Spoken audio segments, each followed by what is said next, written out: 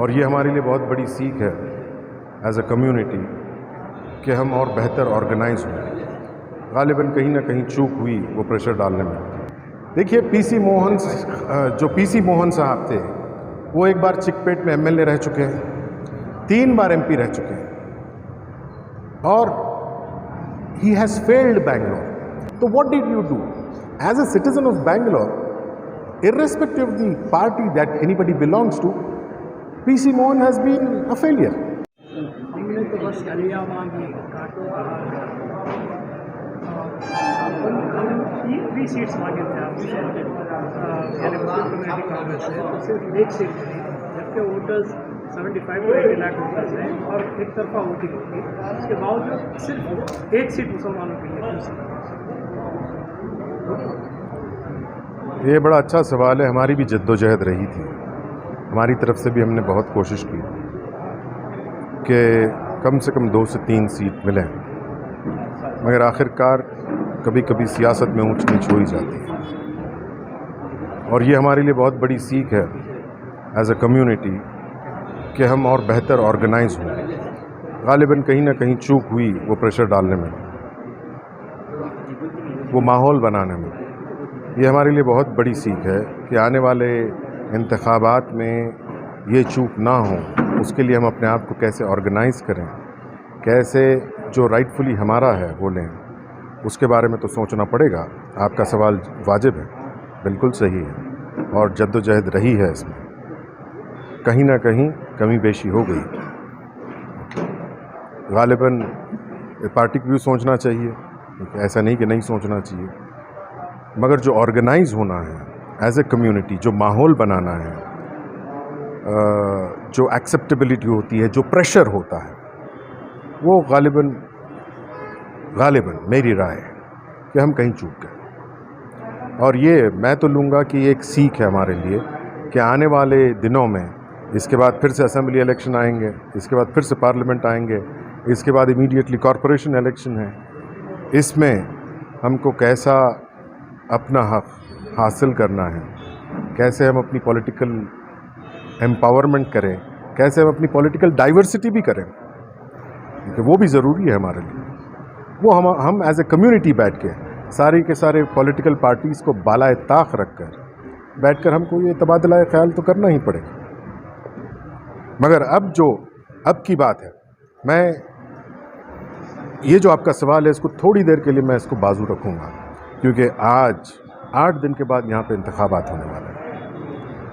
जो हमारा मुद्दा है सीटों से कहीं बढ़कर है, हिंदुस्तान के आइन को बचाने की बात हो रही है, हिंदुस्तान के आइन को बचाने की बात हो रही है। ये जो सिस्टम ख़राब हो चुका है, ठीक है, इसको ठीक करने की बात हो रही है। और मुझे यकीन है हिंदुस्तान की जो जमहूरियत है ये एक सेल्फ करेक्टिंग मैकेनिज़्म है, और आई एम सर्टन कि इस बार का रिज़ल्ट चौंकाने वाला होगा, सबक सिखलाने वाला होगा, और हिंदुस्तान का आइन वहीं का वहीं मजबूत साबित रहेगा। मकसद बड़ा है, इससे बड़ा है। आपके हिसाब से क्या लगता है क्या होने वाला है? किस सवाल थोड़ा सा कंसीडरिंग द फैक्ट क्या हुआ था, इस सारे इलेक्शंस में इस तरह से नतीजे निकले हैं, चाहे वो कर्नाटक का हो, तेलंगाना का हो या गोवा का हो, तो इस बेसिस पर आपके हिसाब से क्या लगता है कि ओवरऑल रिजल्ट आने वाला है? देखिए, 10 साल का एक तवील अरसा गुजरा है। जो 10 साल का तवील अरसा था जिसमें जुमलेबाजी, झूठ, ये सब चीज़ें जो है ना काफ़ी हुई हैं। 10 साल में लोगों को एहसास हो गया कि ये हुकूमत काम करने वाली हुकूमत नहीं है, इसीलिए लोग तब्दीली चाहते हैं। और हम जब ग्राउंड पे देखते हैं, ठीक है, आप देख लीजिए बीजेपी के जितने भी एमपीज़ हैं उनके प्रोग्राम्स के बारे में काफ़ी वीडियोज़ आ रहे हैं कि अवाम नाराज़ है, सख्त नाराज़ है, कई जगहों पे तो इनके प्रोग्राम्स भी नहीं हो पा रहे। तो यकीनन एक तब्दीली चाहती है अवाम। मुझे लगता है कि एक तब्दीली अनकरीब आने वाली है। कम्युनिटी के लिए क्या मैसेज है? देखिए, कम्युनिटी के लिए बस मैसेज ये है कि जो दूसरे फेज़ का इलेक्शन होने वाला है बेंगलोर में, बेंगलोर के 4 कॉन्स्टिट्यूंसीज़ है रूरल मिलाकर, यहाँ पे एक हमारी कसीर आबादी है। बेंगलोर सेंट्रल में बहुत ज़्यादा है, बेंगलोर नॉर्थ में काफ़ी ज़्यादा है, कुछ हद तक बेंगलोर साउथ में भी है और बेंगलोर रूरल में भी है। ये इलेक्शन जुमा के दिन हो रहा है। ये इलेक्शन सिर्फ इन कैंडिडेट्स का नहीं है, ये इलेक्शन मेरा है, ये इलेक्शन आपका है, ये इलेक्शन हम सब का है। ये बहुत ज़रूरी इलेक्शन है। किसी ने खूब कहा है कि लम्हों ने ख़ता की थी, सदियों ने सज़ा पाई। 8 दिन के लम्हे रह गए हैं हमारे पास। जुमा के दिन हम अक्सर मसरूफ़ होते हैं।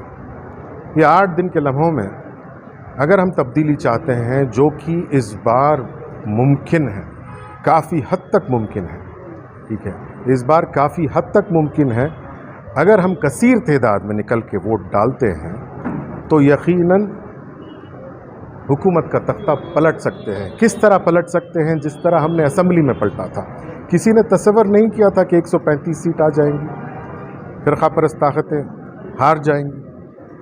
मैं तो अवाम को ये बताना चाहता हूँ आपके ज़रिए से कि इतनी कसीर तादाद में निकलो कि आपकी गिनती की वजह से मौजूदा सरकार के तख्त के पाए टूट के बिखर जाए।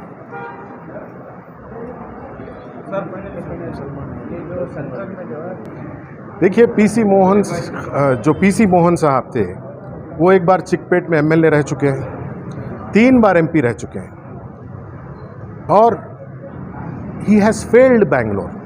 ये 10 साल तक कर्नाटका से वाहिद standing committee on housing and urban development के मेंबर रहे। 10 साल तक standing committee of the central government, और उसके बावजूद अर्बन डेवलपमेंट स्टैंडिंग कमेटी के मेंबर रहने के बावजूद आज आप लोगों को मालूम है बेंगलोर का क्या हाल है। क्या बेंगलोर अर्बन नहीं है? क्या बेंगलोर ज़रूरी नहीं है? हुकूमत सेंटर में आपकी, हुकूमत स्टेट में आपकी, standing committee on housing and urban development आप, और बेंगलोर की ये हालत। तो you have, PC Mohan has failed Bangalore.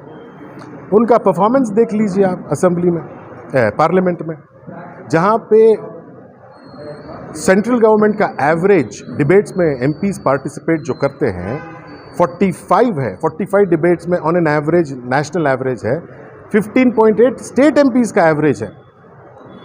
PC Mohan सिर्फ 9 डिबेट में शामिल होते हैं। सवाल पूछने का एवरेज 210 है, लोकसभा एमपी का एवरेज 210 है, पीसी मोहन सिर्फ 189 क्वेश्चंस पूछते हैं, जबकि 3 बार एमपी रह चुके हैं। क्या बेंगलोर में प्रॉब्लम्स नहीं है? क्या उनकी कॉन्स्टिट्यूएंसी में प्रॉब्लम्स नहीं है? You are representing Bangalore Central as a member of parliament for the last 15 years. You have been the member of the standing committee on housing and urban development. What did you do?